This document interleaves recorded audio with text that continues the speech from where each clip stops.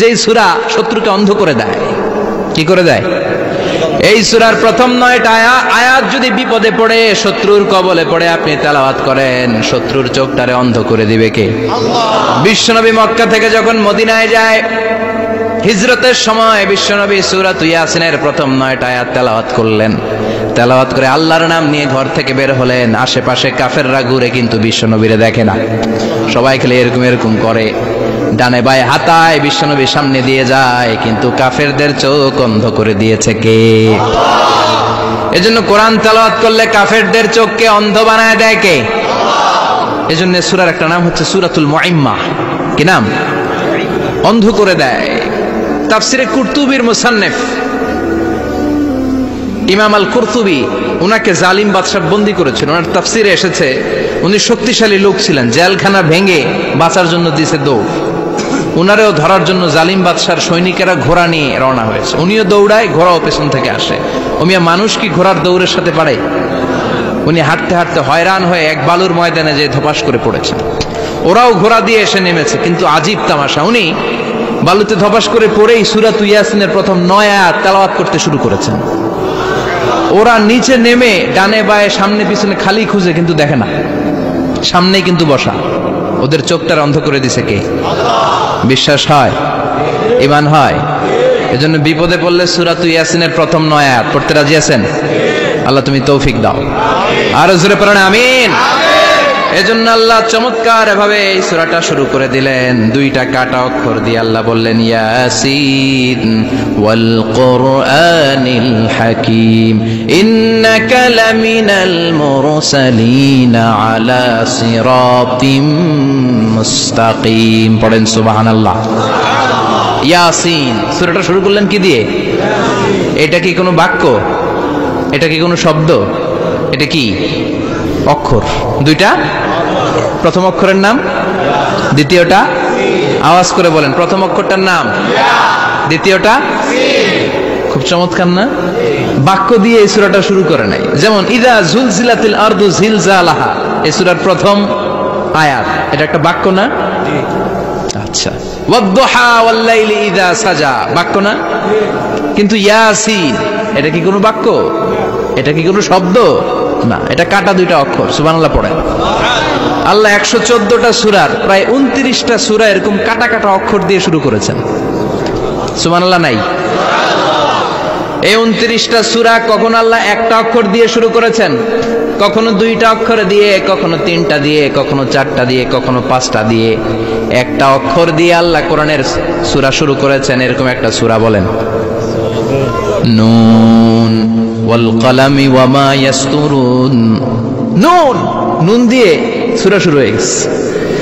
তারপরে কফ, এক অক্ষর দিয়ে সূরা শুরু হয়ে গেছে। সুবহানাল্লাহ পড়েন। এবার বলেন 2 অক্ষর দিয়ে সূরা শুরু হয়েছে এরকম সূরা বলেন। এত দূরে যান কেন? এটা আছে না নাই? ইয়াসিন। সুবহানাল্লাহ পড়েন। ইয়াসিন 2 অক্ষর দিয়ে। তারপরে হামিম। এবার 3 অক্ষর দিয়ে আল্লাহ সূরা শুরু করছেন এরকম, আলিফ লাম তা সিন মিম। আল্লাহু আকবার। আবার 4টা অক্ষর দিয়ে সূরা শুরু হয়েছে এরকম আছে না নাই? আবেশাব কোন? আলিফ লাম মিম রা, আলিফ লাম মিম সাদ আছে না নাই? আবার 5টা কাটা অক্ষর দিয়ে সূরা শুরু হয়েছে এরকম সূরাও আছে না নাই? সূরা মারিয়ামের শুরুতে কি আছে? কাফ হা ইয়া আইন সাদ। সুবহানাল্লাহ পড়েন। এরকম প্রায় 29টা সূরা আল্লাহ কাটা কাটা অক্ষর দিয়ে শুরু করেছেন। কোনো বাক্য দিয়ে নয়, কোনো শব্দ দিয়ে নয়। কি দিয়ে?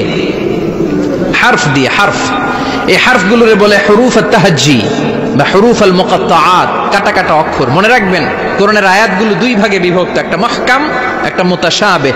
মুহকাম মানে যেগুলোর অর্থ আমরা জানি, যেগুলোর ব্যাখ্যা আমরা জানি, যেটার ইন্টারপ্রিটেশন, এক্সপ্লেনেশন আমাদের জানা আছে। আর মুতাশাবিহ আমরা অর্থ জানি না, আমরা ব্যাখ্যা জানি না, এটা দিয়ে আসলে কি বুঝাইছে আমরা কেউ জানে না। জানে একজন, চিল্লায় বলেন তিনি কে? আল্লাহ বললেন ওয়া ইন কুনতুম ফি রাইবিম মিম্মা নাযালনা আলা আবদিনা ফাআতু বিসূরাতিন মিন মিসলিহি ওয়াদউ শুহাদাআকুম মিন দুনিল্লাহি ইন কুনতুম সাদিকিন। আল্লাহ বললেন ও জাহেলি যুগের লোকেরা, শোনো শোনো, এত আরবি কবিতা বানাতে পারো, এত গল্প লিখতে পারো, আরবিতে এত নোবেল বানাতে পারো, উপন্যাস বানাতে পারো, আর্টিকেল লিখতে পারো, আমার নবীর উপর যে কোরআন আমি নাজিল করেছি এই কোরআনের ব্যাপারে অন্তরে যদি কোনো সন্দেহ থাকে, বাপের বেটা হলে পারলে কোরআনের মতো একটা সূরা বানিয়ে নিয়ে আসো। পারছে? কিয়ামত পর্যন্ত কেউ পারবে? বিশ্বনবী যেই জামানাতে এসেছিলেন ওই জামানায় আরবি ভাষা সাহিত্যের উৎকর্ষতা সাধিত হয়েছিল। আরবি ভাষার এতটা উৎকর্ষ পৃথিবী কখনো দেখে নাই। কবিতা, গদ্য, পদ্য, গল্প, উপন্যাস, রচনা, প্রবন্ধ, আর্টিকেলের শৈলাপ।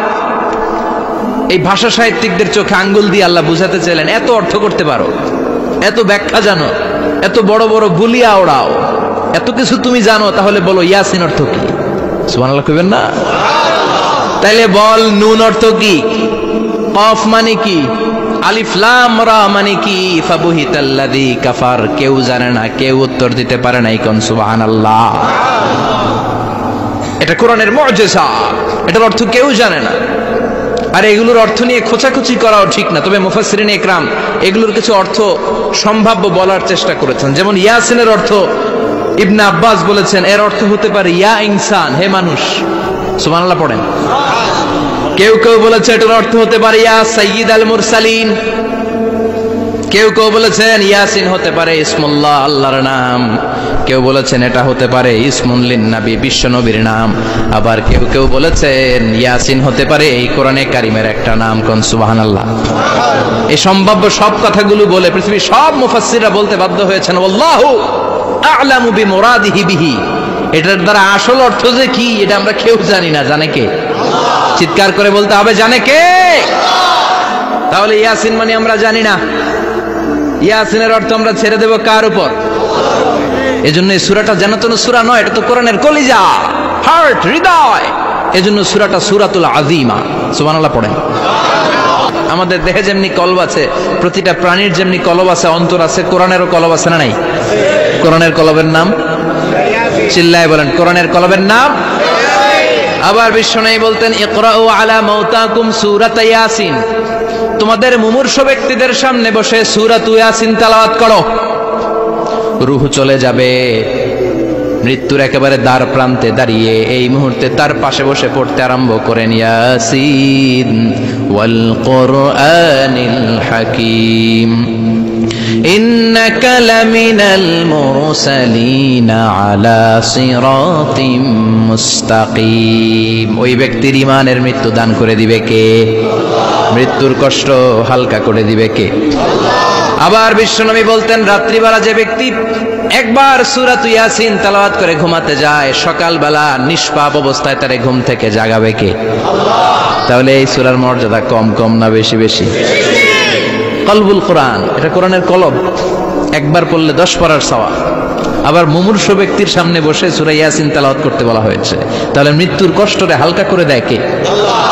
আবার রাত্রিবেলা সূরা ইয়াসিন তেলাওয়াত করলে সকালবেলায় নিষ্পাপ বানায় দেয় কে? মনে থাকবে? কোরআনের কলবের নাম কি? ভুলে যাবেন না তো? বেশি বেশি তেলাওয়াত করতে রাজি আছেন? সকাল সন্ধ্যা তেলাওয়াত করবেন তো? সূরা ইয়াসিন ছাড়াও এই সূরার অনেকগুলো নাম তাফসীর গ্রন্থে পাওয়া যায়। এই সূরার একটা নাম হচ্ছে সূরাতুল কাদিয়া।